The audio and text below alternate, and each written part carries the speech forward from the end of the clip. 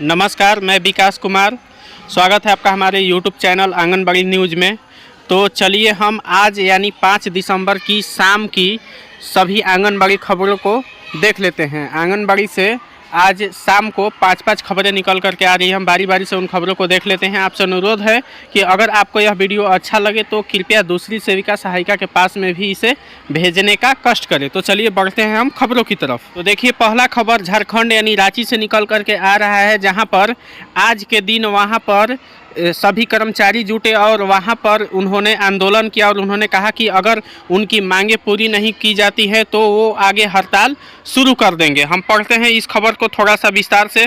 देखिए, यहाँ पर जो आंगनबाड़ी का रैली निकला है वहाँ पर इसका ये फ़ोटो है, आप देख लीजिए। लिख रहा है 11 सूत्री मांगों को लेकर झारखंड राज्य अराजपत्री कर्मचारी महासंघ के आह्वान पर सोमवार को राज्य भर के, देखिए कौन कौन इसमें शामिल हुए हैं, लिपिक, पंचायत सचिव, जनसेवक, राजस्व उप निदेशक, स्वास्थ्य कर्मी, संग्रहालय कर्मी, चतुर्थ वर्गीय कर्मी, आंगनबाड़ी सेविका सहायिका, पोषण सखी, स्वास्थ्य सहिया, एसटीटी, बीटीटी और अनुबंधक एचएम। यानी कि आज सब लोग, इतने लोग मुरहाबादी मैदान में वहाँ पर जमा हुए थे। उन्होंने रैली निकाला वहाँ पर और उनका कहना है कि अगर उनकी 11 सूत्री मांगे पूरी नहीं होती है तो वो आगे चल करके हड़ताल का निर्णय लेंगे और हड़ताल करेंगे अगर उनकी बातें नहीं मानी जाती है। तो आप इस खबर को पूरे विस्तार से यहाँ पर पढ़ लीजिएगा। अब हम बढ़ते हैं दूसरे खबरों की तरफ।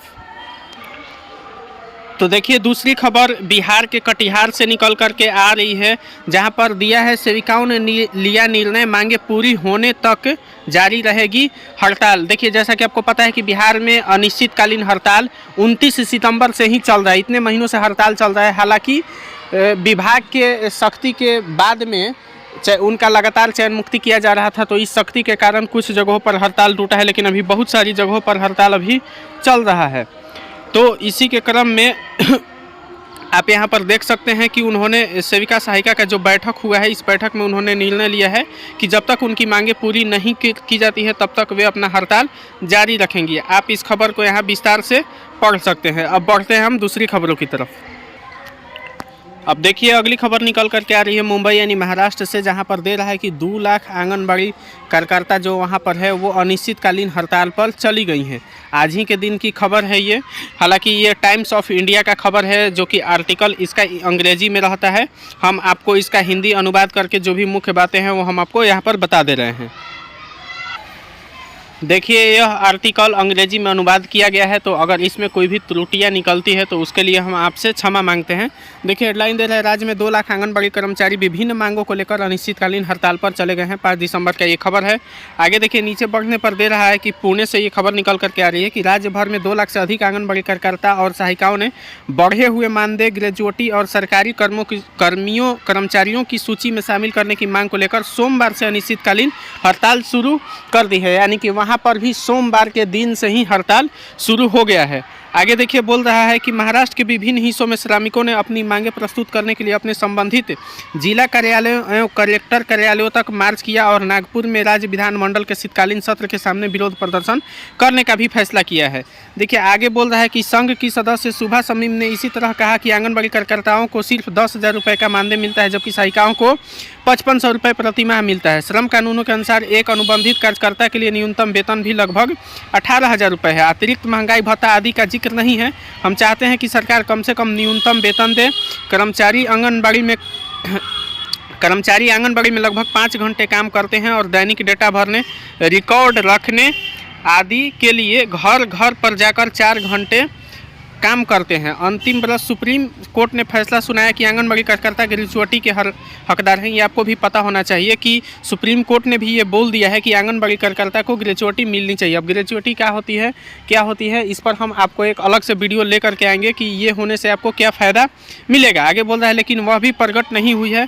अब समय आ गया है कि आंगनबाड़ी कार्यकर्ताओं को सरकारी कर्मचारियों के रूप में भी मान्यता दी जाए और समान लाभ दिया जाए। बाकी आप इस खबर को आगे यहाँ से हम दिखा दे रहे हैं, आप इस खबर को पूरा पढ़ सकते हैं। तो बढ़ते हैं अब हम अगली खबरों की तरफ।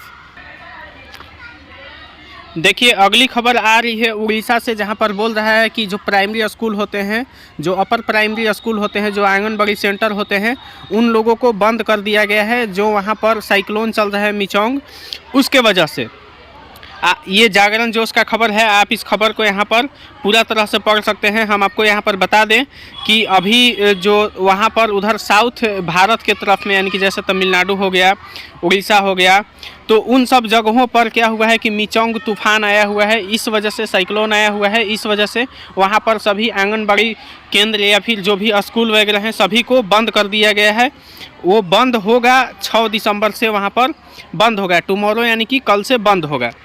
आप इस खबर को विस्तार से यहाँ पर पढ़ लीजिएगा। हम बढ़ते हैं अब अगले खबरों की तरफ। देखिए अगला खबर मोतिहारी से निकल कर के आ रही है, जो कि कल्याणपुर प्रखंड का ये खबर है, जहां पर देखिए आंगनबाड़ी केंद्र पर बच्चों की उपस्थिति कितनी है। देखिए आप गिन सकते हैं, इसमें 4 और 4 केवल 8 बच्चे पढ़ रहे हैं। तो इस तरह का वहां पर न्यूज़ देखने को मिला है। तो ग्रामीणों ने वहां पर सीडीपीओ को वहां पर कंप्लेन किया है। सीडीपीओ ने आश्वासन दिया है कि जो भी कमियाँ हो रही है उसको जल्दी सुधारा जाएगा। बाकी आप यहाँ पर इस खबर को पूरा विस्तार से पढ़ सकते हैं। आपसे अनुरोध है कि अपने आंगनबाड़ी केंद्रों पर बच्चों को मेंटेन रखा करें। तो आज के लिए इतना ही खबर। मिलते हैं अब हम कल 6 दिसंबर को सुबह की खबरों के साथ में। तब तक के लिए जय हिंद। आपसे अनुरोध है कि अगर ये खबर आपको अच्छी लगी हो तो दूसरी सेविका सहायिका के व्हाट्सएप पर या उनके ग्रुप में भी भेजा करें। जय हिंद।